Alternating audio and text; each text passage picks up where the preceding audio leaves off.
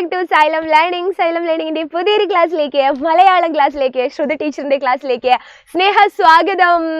അപ്പോ ഇന്ന് പരീക്ഷ അടുത്തിരിക്കുന്ന സമയത്ത് നിങ്ങൾ നോക്കി നടക്കുന്ന ചില ചോദ്യങ്ങളുമായിട്ടാണ് ഞാനിവിടെ വന്നിരിക്കുന്നത്. എൻ്റെ പേര് ശ്രുതി എന്നാണ്, എല്ലാവർക്കും അറിയാമെന്ന് വിചാരിക്കുന്നു. അപ്പോൾ നമുക്ക് പരീക്ഷയെ ചിരിച്ചുകൊണ്ട് നേരിടുന്നത് എങ്ങനെയാണെന്ന് നോക്കാം അല്ലേ?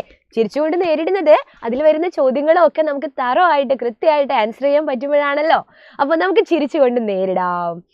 അതിനു മുൻപ് നമ്മുടെ ലൈവ് ക്ലാസ്സുകളൊക്കെ വരുന്നുണ്ട്. Marathon, mega marathon, mini marathon ഒക്കെ ഉണ്ട്. അപ്പോൾ എല്ലാവരും അത് കാണണം കൃത്യമായിട്ട്. വാട്സപ്പ് കമ്മ്യൂണിറ്റി ഗ്രൂപ്പിൽ ജോയിൻ ചെയ്യാത്തവരെ ജോയിൻ ചെയ്യണം കേട്ടോ. അപ്പോൾ ഇതിൻ്റെ താഴെ കൂടെ നമ്മുടെ സ്ക്രോൾ പോകുന്നുണ്ട്. ഓരോ ക്ലാസ്സിൻ്റെയും സ്ക്രോൾ ഇതാ ഇങ്ങനെ പോയിക്കൊണ്ടിരിക്കുന്നുണ്ട്. അത് നമ്മുടെ ബാച്ചിലേക്ക് ജോയിൻ ചെയ്യാനുള്ള ഒരു നമ്പറൊക്കെ അതിലുണ്ടാവും. അതെല്ലാവരും എന്ത് ചെയ്യുക, നമ്മുടെ പരീക്ഷ കഴിയാനൊന്നും കാക്കണ്ട. ഈ ഒരു ഓണം ഓഫർ ഉണ്ട്.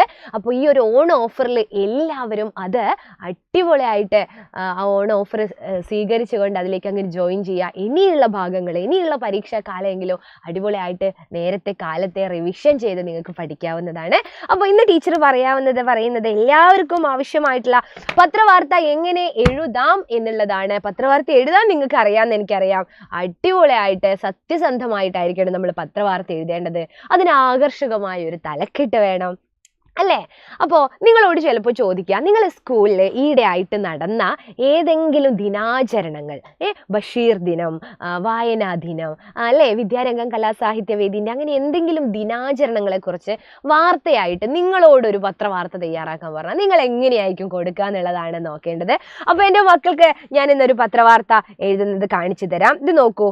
ജൂലൈ 5 ബഷീർ ദിനമാണല്ലോ അല്ലേ? നിങ്ങളുടെ സ്കൂളിൽ വളരെ വിപുലമായി ആഘോഷിച്ച ബഷീർ ദിനത്തെ പറ്റി പിറ്റേ ദിവസം പത്രത്തിൽ വന്ന വാർത്ത തയ്യാറാക്കാനാണ് പറയുന്നത്. അപ്പോൾ നമ്മൾ വാർത്തയൊന്ന് തയ്യാറാക്കി നോക്കാം അല്ലേ?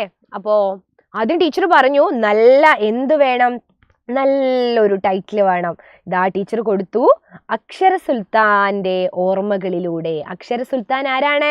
ബഷീറാണല്ലേ, വൈക്കം മുഹമ്മദ് ബഷീറാണ് അക്ഷര സുൽത്താൻ. അപ്പോൾ അക്ഷര സുൽത്താൻ്റെ ഓർമ്മകളിലൂടെ നിങ്ങൾ സ്കൂളിൽ എന്താണ് ആ ദിവസം നടന്നത് എന്ന് നിങ്ങൾക്ക് സങ്കല്പിച്ചെഴുതാം. ഒരു മോഡൽ, ഒരു മാതൃക മാത്രം ടീച്ചർ തരാം കേട്ടോ.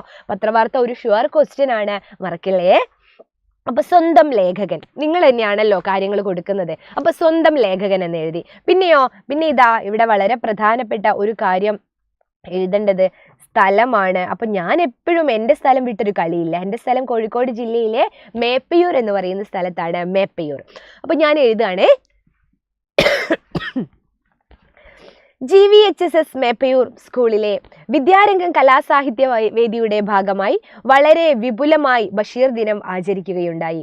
സ്കൂളിലെ മുൻ അധ്യാപകനും ബാലസാഹിത്യകാരനുമായ മനോജ് മണിയൂർ പരിപാടി ഉദ്ഘാടനം ചെയ്തു. ബഷീറിയൻ ശൈലിയെ എന്തുകൊണ്ടാണ് സാധാരണ ജനങ്ങൾ ഏറ്റെടുത്തതെന്ന് ഓരോ കുട്ടിക്കും മനസ്സിലാവും വിധം വളരെ ലളിതമായി അദ്ദേഹം വിശദീകരിക്കുകയുണ്ടായി. പാത്തുമ്മയുടെ ആടും, ആനവാരി രാമൻ നായരും, പൊൻകുരിശ് തോമായും, എട്ടുകാലി മമ്മൂഞ്ഞും, സാറാമ്മയും, കേശവൻ നായരും തുടങ്ങി വിവിധ ബഷീർ കഥാപാത്രങ്ങളുടെ വേഷം ധരിച്ചെത്തിയ കുട്ടികൾ കാഴ്ചക്കാർക്ക് കൗതുകമായി. ആ ദിവസം നിങ്ങൾ അങ്ങനെ ബഷീറിന്റെ പല കഥാപാത്രങ്ങളായിട്ട് പോകാറില്ലേ? അതൊക്കെ നമുക്ക് അങ്ങനെ എഴുതാം. ബഷീർ ഡോക്യുമെന്ററി പ്രദർശനവും സിനിമാ പ്രദർശനവും നടന്ന പരിപാടിയിൽ വിദ്യാരംഗം കലാസാഹിത്യവേദി കൺവീനർ സുജയ ടീച്ചർ നന്ദി പറഞ്ഞു. ഇത് ഒരു വാർത്തയാണ്. ഇനിയിപ്പോൾ ഇതിൽ നിങ്ങൾക്ക് ഇനിയും കുറച്ചുകൂടെ കാര്യങ്ങൾ, ഞങ്ങളെ സ്കൂള് അടിപൊളി വേറെയും പരിപാടികൾ ഉണ്ടായിരുന്നു എന്നൊക്കെ കൊടുക്കണമെന്നുണ്ടെങ്കിൽ അതൊക്കെ മക്കൾക്ക് ഇതിൽ ആഡ് ചെയ്യാവുന്നതാണ്. അപ്പോൾ ഇതുപോലുള്ള ചോദ്യങ്ങളുമായി ടീച്ചർ ഇനിയും വരാം. ഇപ്പോൾ സ്നേഹത്തോടെ ശ്രുതി ടീച്ചർ വിട പറയുകയാണ്. മറ്റൊരു വീഡിയോയിൽ കാണാം. അതുവരേക്കും ബൈ.